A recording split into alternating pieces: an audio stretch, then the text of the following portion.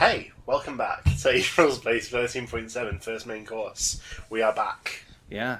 Shall we just dive straight into it? All thriller, no filler? There's no reason.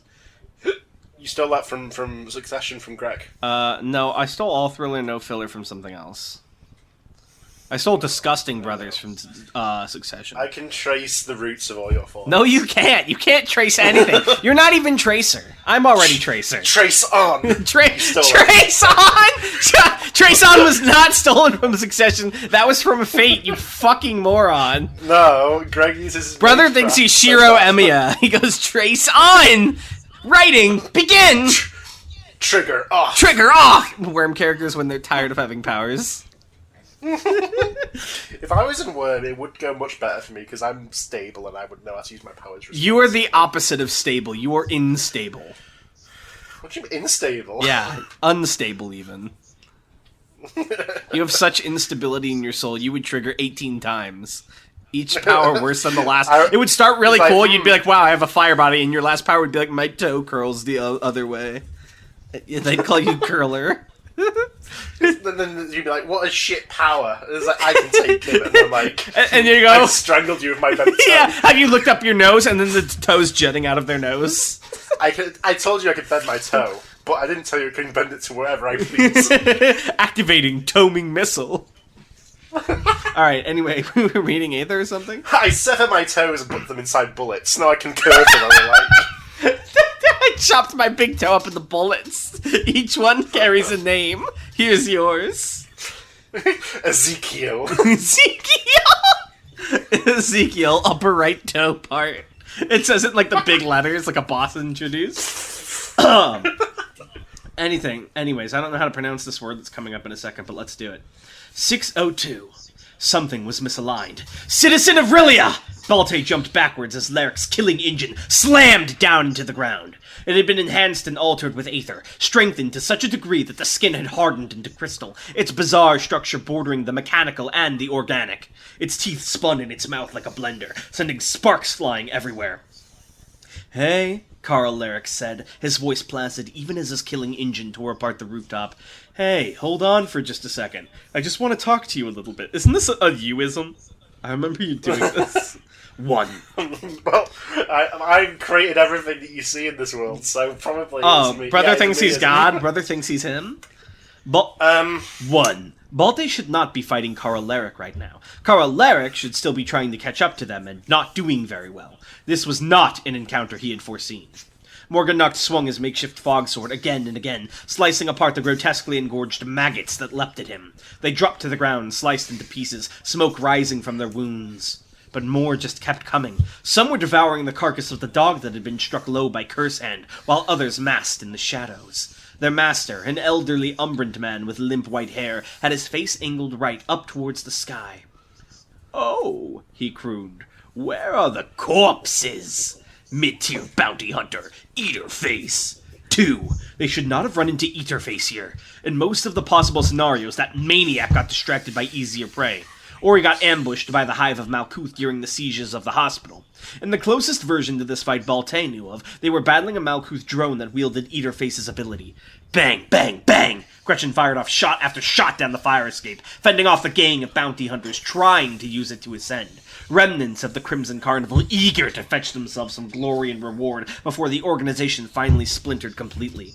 Some of them fired back, but the firepower they could bring to bear was nothing compared to Gretchen's. She switched armaments every few shots, bolts of fire and ice and lightning surging down the vertical battlefield. A shield she'd set up deflected any shots that came close to hitting her, and a second shield took care of any that slipped through the first one. They wouldn't be making it up that fire escape anytime soon. But the fact that they were here? 3. His vision was failing him.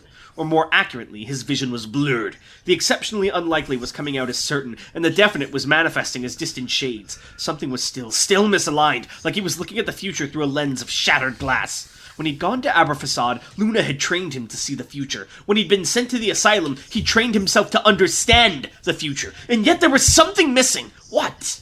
He didn't have the time to think about it right now. Right now he had to... 4.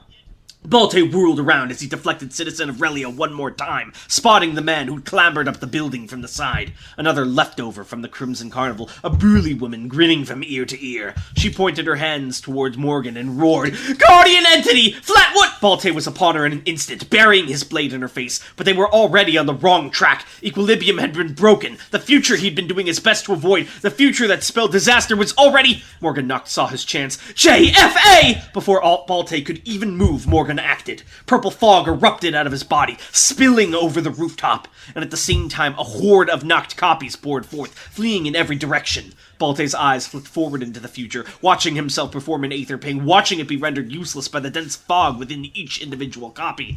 They'd lost Noct. Gretchen raised her shield as the new moon struck from within the crowd of copies, deflecting a blow that would have taken her head off. That was the sole attack Noct allowed himself, though. Fog and clones continued to spill in every direction, washing over the gathered parties. And within a few seconds, they were gone. Balte darted in, deflecting the Citizen of Relia as it lunged for Gretchen as well. Landing back to back with her, he looked around and ahead, seeking any way to get them back onto the path he needed. Nothing easy. The roads ahead of them were lined with thorns. Still, even if that were the case, they had no choice but to start running down one. 6:05. Rufus finally took a breath. Damn. He'd been needing that. The air... I needed that. Somebody told me I needed a breath. I needed that. The air in the storage compartment of the train was musty as all hell, but it was better than nothing. Rufus lounged back on a makeshift throne of luggage, trying to ignore the pain radiating from his wounds. He treated his injuries as best he could, but damn, appointment really left you feeling it. "You good?" he grunted, glancing at a toy Musashi. "Still alive?" The full moon looked as bad as Rufus felt, pale as all hell, and Rufus had never been known for seeing, so his reopened wounds had only been clumsily stitched back together. I assume sewing, yeah. Still, given his natural constitution and his aether, he should be able to stay standing until they reached their destination. Or sitting, at least. Well, he wouldn't die. Hopefully. "How long until we reach this place?" Musashi panted, leaning against the wall to support himself. His new bandages were already starting to blush. "The shopping center?" Rufus asked. Shouldn't be long. We sneak out of this train at the next stop, make our way through the side streets, and then we're there. I've got the codes to get in." Musashi looked up at him. "And Aguta, he'll definitely honor his word?" "Never known him to break a promise," Rufus shrugged. "Listen, it's like I said. If Jamilu says he's going to do something, he's going to die. No buts, no ifs." Sorry, do it. He's going to do Very it. pessimistic Rufus. He's gonna fucking kill himself. It's too difficult. He can't do anything right. Rufus the Doomer. The Doomer. No buts, no If he ifs. says he's gonna do something, he's gonna fucking die. He's gonna fucking kill himself about it. He's a useless bitch. No buts, no ifs. He'll get your friend if there's still a friend to get. That'd be bad, yeah, but there's nothing you can do about it. You stay on your feet like that freaking out, all you're gonna do is tire yourself out. And I don't want to be mean, but there's not much of you left to tire out. So chill, okay? Take a load off. Musashi wavered for a moment, looking like he was about to argue. Then his knees buckled... I assume buckled. Then his knees buckled beneath him, and he finally collapsed into what wasn't a sitting position. But honestly, it was close enough. The two wounded warriors hid in the dark, while the silver hearse took them to their destination. What's the silver hearse? Are they in like a car? It's a train. Oh, nice. 6:20. Morgan ran for his life. There was no better opportunity than the one he'd just taken. The gathered bounty hunters had been focused on Balte and Gretchen, who, to be quite honest, Morgan had no qualms about abandoning. While those two focused their ire, Morgan could get away and hide himself within the labyrinth of Azum-Ha. That didn't mean he was completely in the clear, though. Hold on. Wait, I was just talking about this as a joke character. This can't be real. What do you mean? Is this a character whose bit is like they copy other people? Keep reading. That didn't mean he was completely in the clear, though. I need you to not laugh. "Dynamite shotgun!" screeched a high-pitched voice from behind him. Chunks of rubble zoomed... Excuse me, it's a Genemy shotgun. "Genemy shotgun!" screeched a high-pitched voice from behind him. Chunks of rubble zoomed towards Morgan, bouncing off the air in bizarre, spiraling patterns as they approached. A swing of his bolstered fog sword deflected them, but their master ran in a second later. A gangly young man in a white vest and... Hold on, your name's in the way. In a white vest and shorts, wearing a crude mask of what was apparently meant to look like Dragon Hadrian. Hair taken from a mop and burlap covering the face. Mid-tier bounty hunter, the aspirant. Genemi World! The aspirant screamed as he lunged in. It's Genemi World. Does he not mean it to sound like Gemini? It's different. It's Genemi World. Genemi World! The aspirant screamed as he lunged in, transforming his arm into an auger of blue light. As the maniac punched, Morgan leaned back like he was playing limbo, and the fist swung high above him. The air pressure smashed a huge dent into the building below, the building behind. But, save for the wind scratching at his face, Morgan was unharmed. So they don't do the same things as Dragon's move, right? There's differences, yeah. They're like knockoff versions. He spun around, swinging his smog sword at the back of the aspirant's neck. Save for any nonsense, this would be the killing blow. Genemi Dominion! But the aspirant had nonsense to spare.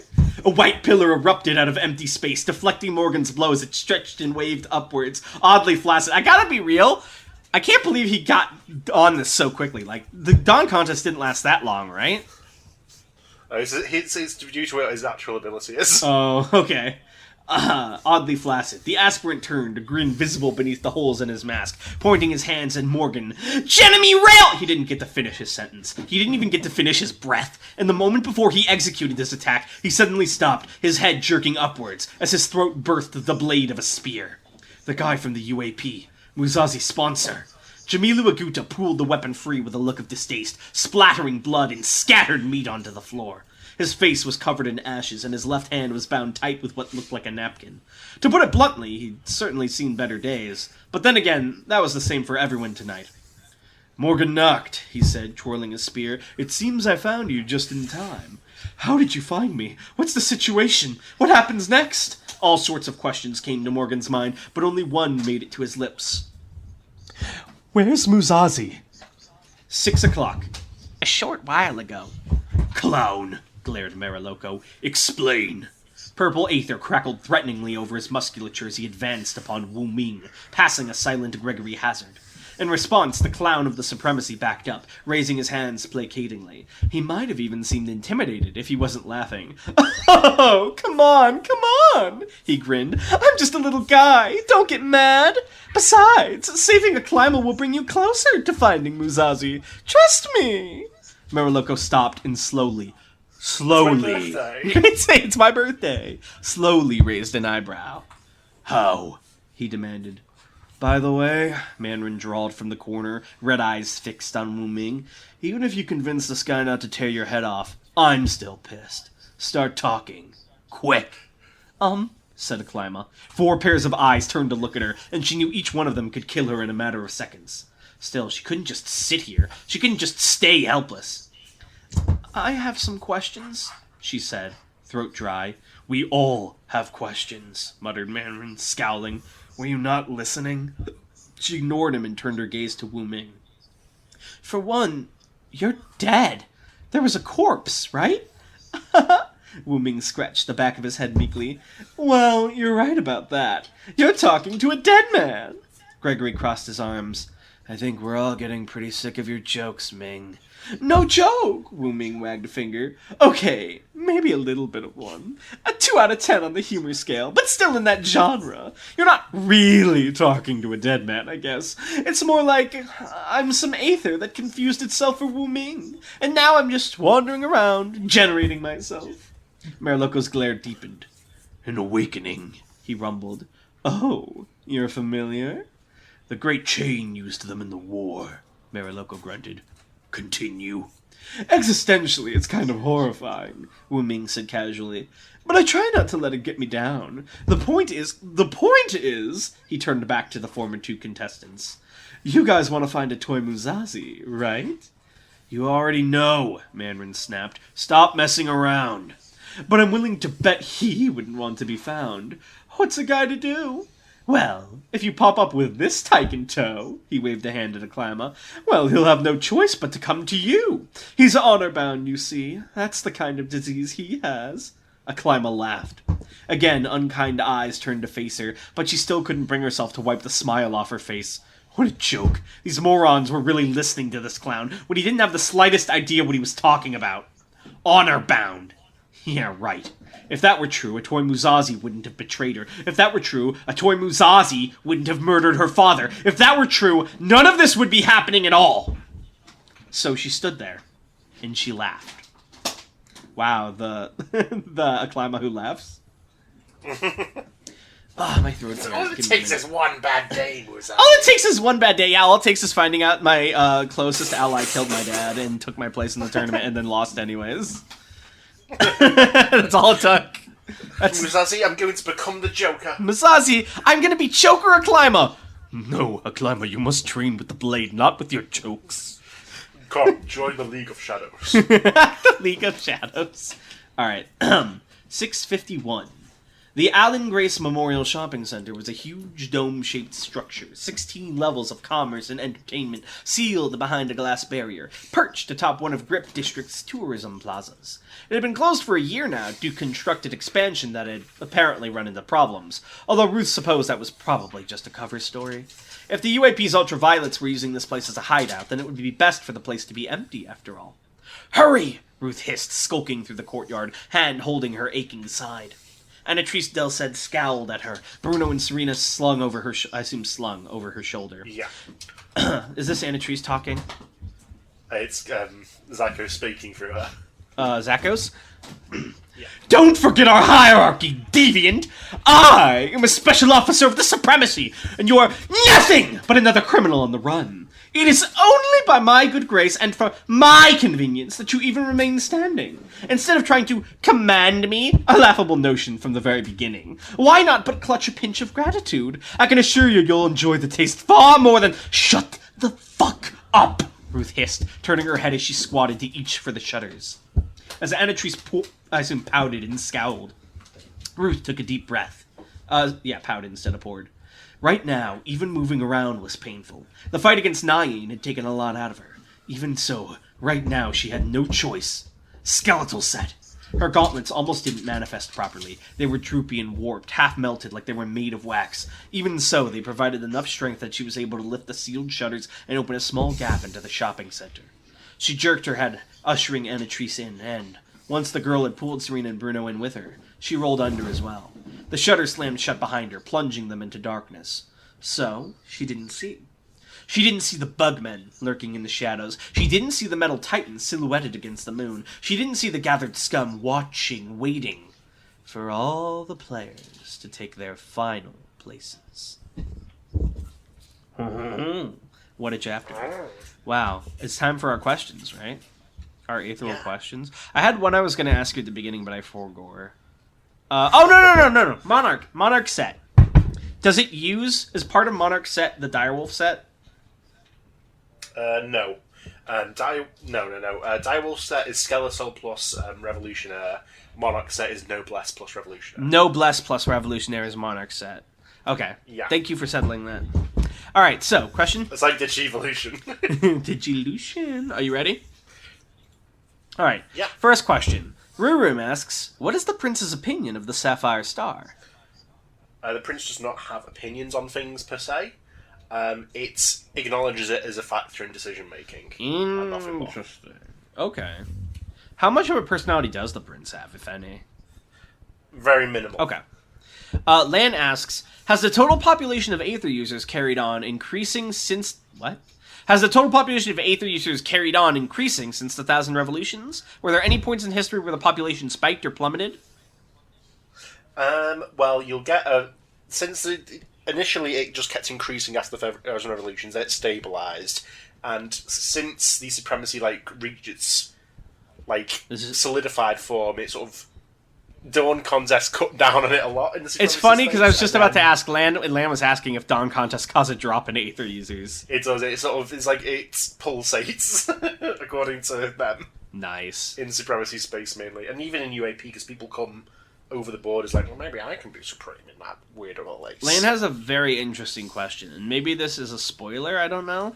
But Lan asks, have any Supremes actually been the most powerful person in the world, at the time of their rule? Yeah. Okay. Lan... Okay, that was it. Oh, Lan asks, can anyone wield victory? You could try. Jamula, he mentioned, has been training since, he was a kid to wield it properly. Because if you don't, there's a good chance you'll pick it up, and then you'll be like, now Victory has control of my body. Yeah. And Victory's loose, and he's going to do all sorts of fuck shit. Oh, God.